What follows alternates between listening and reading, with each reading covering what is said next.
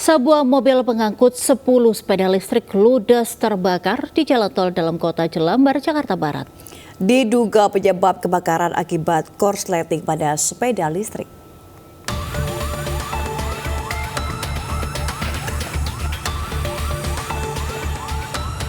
Petugas pemadam kebakaran subsektor Jembatan Besi Tambora, Jakarta Barat berjibaku memadamkan kobaran api yang melahap sebuah mobil bak terbuka pengangkut 10 sepeda listrik. Selang setengah jam, api berhasil dipadamkan setelah terjunkan 2 unit mobil damkar beserta 6 personil ke lokasi. Diduga api akibat korsleting pada sepeda listrik. Untuk penyebab sedang dilidiki menurut informasi dari pengemudi, karena memang baru pas banget masuk tol. Tidak lama kemudian informasi langsung ada percikan dari sepeda listrik. Tidak ada korban jiwa dalam kebakaran ini, namun kerugian materi ditaksir mencapai 500 juta rupiah. Dari Jakarta, Miftahul Gani, Ainis melaporkan. Sebuah gudang penyimpanan BBM terbakar hebat di Kelurahan Padaraya Makmur, Kabupaten Wakatobi, Sulawesi Tenggara. 1 orang terluka. Kebakaran tersebut juga menghanguskan 2 unit mesin pompa BBM.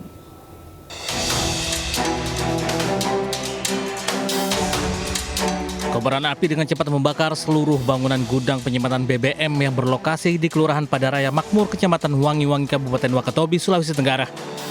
Sempat terdengar suara ledakan sebanyak 5 kali dari dalam gudang BBM yang terbakar. Besarnya kobaran api membuat panik warga di sekitar. Warga pun memilih berada di jalan takut kebakaran merambat ke perkampungan padat di belakang gudang. Banyaknya warga yang berkerumun membuat macet arus kendaraan. Akibat kebakaran tersebut sedikitnya 1 ton pertalite dan minyak tanah terbakar. Diduga api berasal dari hubungan arus pendek listrik dari dalam gudang. Kebakaran padam 1 jam kemudian setelah petugas damkar datang. Tiba-tiba ditelepon orang rumah, ada ini sangat di rumah. Tiba di lokasi? Ya. Apa yang terjadi setelah tiba di lokasi? Apanya? Setelah tiba di TKP? Sudah terbakar semua. Terbakar. Sementara itu, seorang wanita yang juga pemilik gudang menderita luka bakar serius pada kedua kaki dan tangan serta wajahnya. Selain itu, 2 unit mesin pompa BBM digital yang berada di dalam gudang juga ikut terbakar. Dari Bau-Bau, Sulawesi Tenggara, Andi Eba Anyus melaporkan.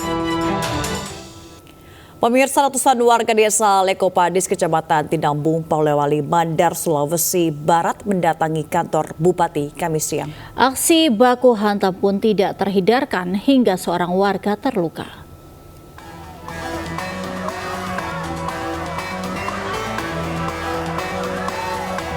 Awalnya aksi berjalan damai, di mana massa melakukan orasi menuntut pertanggungjawaban dari Inspektorat tentang laporan hasil pemeriksaan dugaan kasus korupsi yang dilakukan Kepala Desa Lekopadis. Namun, warga tersinggung dengan perilaku dan ucapan dari Kepala Inspektorat hingga massa mengamuk dan berusaha menyerang para pejabat yang menemui mereka. Kericuhan kian bertambah parah. Aksi saling kejar hingga baku pukul terjadi hingga di dalam ruangan kantor Bupati. Situasi kian memanas saat salah satu massa alami memar di wajah akibat dipukul oleh seorang pejabat. Massa pun kian anarkis dan berusaha mencari pelaku pemukulan. Namun, kembali dihalangi aparat Satpol PP dan kepolisian yang mengamankan aksi unjuk rasa ini. Turunkan tim inspektorat itu beberapa minggu yang lalu bersama PMD. Dan sampai hari ini hasilnya belum dilaporkan kepada saya seperti apa hasil rekomendasi temuan inspektorat. Oleh karena itu saya belum bisa hari ini menyatakan apa keputusan selanjutnya. Kami kemarin sempat menutup kantor desa karena bentuk protes kami, bentuk penolakan kami terhadap tindak tanduk kepala desa di sana 2 tahun, Pak. Karena untuk informasi tambahan, Pak, ini sudah 2 kali kami demo, Pak. Di tahun pertama juga kami demo dan diberi maaf, Pak. Katanya akan dibina. Tapi nyatanya kami menganggap pembinaan yang diberikan oleh inspektorat itu gagal, Pak. Diduga sejak 2 tahun terakhir, Kepala Desa Lekopadis telah menyalahgunakan anggaran desa. Warga menuding adanya permainan antara inspektorat dengan kepala desa, lantaran adanya hubungan keluarga dengan pejabat di inspektorat.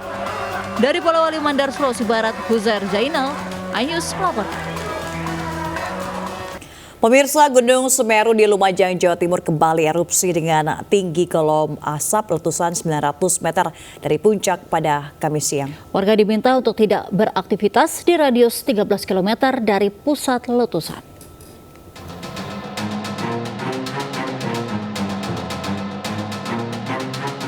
Erupsi Gunung Semeru terpantau kamera CCTV di Desa Oro-Oro Ombo, Kecamatan Pronojiwo, Lumajang, Kamis siang. Semburan kolom asap letusan mencapai 900 meter dari puncak dengan intensitas sedang condong mengarah ke sisi utara. Pengamatan Pusat Vulkanologi, Mitigasi, dan Bencana Geologi mencatat dalam 12 jam terakhir, Gunung Semeru alami 87 kali gempa letusan dengan amplitudo 10 hingga 23 mm. BPBD Kabupaten Lumajang mengimbau warga, khususnya para penambang pasir, untuk tidak beraktivitas di radius 13 km dari pusat letusan karena tingginya intensitas letusan Gunung Semeru. BPBD Kabupaten Lumajang juga telah menyiagakan personil di pos pantau Curah Kobokan untuk memberikan peringatan dini jika aktivitas vulkanik Gunung Semeru meningkat. Seperti ini, otomatis dari puncak 13 km itu jarak aman. Kemudian di atas 500 meter kanan kiri bantaran sungai. Itu yang rekomendasi di level 3 ini harus kita patuhi bersama. Status Gunung Semeru masih berada di level 3 atau siaga. Warga di sekitar Gunung Semeru diimbau waspada karena aktivitas vulkanik Gunung Semeru masih fluktuatif. Dari Lumajang, Jawa Timur, Yaya Nugroho Ayus melaporkan. Kita beralih ke informasi lainnya. Mantan Gubernur DKI Jakarta Anies Baswedan menerima surat rekomendasi dari Partai Kebangkitan Bangsa atau PKB untuk maju di Pilkada Jakarta. Terkait wacana akan dipasangkan dengan Ketua Umum PSI Kaesang Pangarep, Anies Baswedan menyatakan semua warga negara memiliki hak yang sama untuk dipilih maupun memilih. Anies Baswedan menerima surat rekomendasi dari DPW Partai Kebangsaan Bangsa PKB di kantor Dewan Perwakilan Wilayah PKB Jakarta Kamis siang. Surat rekomendasi diserahkan Ketua DPW PKB Jakarta Hasbiullah Ilyas sebagai tanda dukungan PKB terhadap Anies Baswedan dalam Pilkada Jakarta 2024. Dalam sambutannya, Anies telah berkomunikasi dengan Ketua Umum PKB Muhaimin Iskandar dan berterima kasih kepada PKB atas amanah yang diberikan untuk menjadi calon gubernur di Pilkada Jakarta. Anies berharap kepemimpinannya bisa menyediakan pendidikan dan fasilitas kesehatan yang berkualitas serta biaya hidup yang lebih murah. Namun sejauh ini ia belum menetapkan pasangannya di tengah wacana memasangkan Anies Baswedan Kaesang Pangarep. Kami sampaikan bahwa ini adalah sebuah kepercayaan, ini adalah sebuah amanah, dan kami sampaikan rasa terima kasih, rasa hormat, dan perjuangan untuk kita menghadirkan kesetaraan di Jakarta, insya Allah akan menjadi fokus utama kita.